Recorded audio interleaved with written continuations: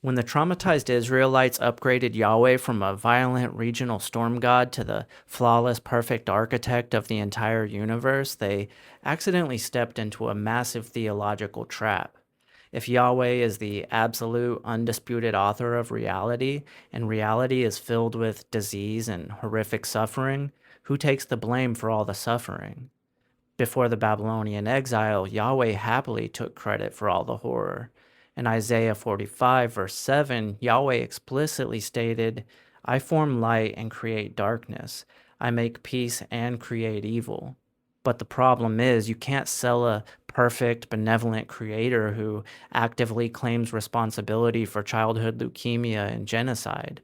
As the Israelites were crushed by their foreign enemies time and time again, they needed a scapegoat if they were going to continue and put their trust in Yahweh.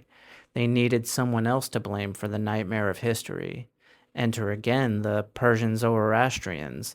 They freed the Israelites from Babylon and introduced them to a whole host of brand new theological concepts. In previous videos, we spoke about the Israelites plagiarizing Zoroastrian concepts of hell and resurrection. So the next stolen piece of theology is cosmic dualism. You see, the Persians believed their supreme good god, Ahura Mazda, was locked in a cosmic death match with Angra Mainyu, a supreme evil spirit.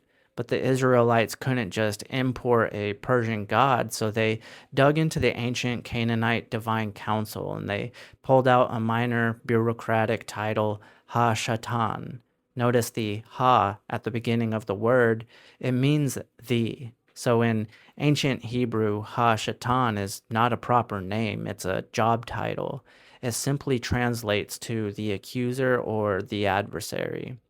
In early biblical texts like the Book of Job, Ha-Shatan isn't a red-horned demon. He was on Yahweh's team. He was basically his prosecuting attorney. He's a divine auditor whose specific job is to test human loyalty and report back to the boss. He possessed no free will and couldn't rebel if he wanted to. But over the next 500 years, the Second Temple period, the scribes mutated the bureaucrat into a literal monster in order to let Yahweh off the hook. So there you have it. The unchanging, perfect story of Yahweh changes once again to fit the narrative of a frightened people with an inability to accept the universe as indifferent to all their suffering.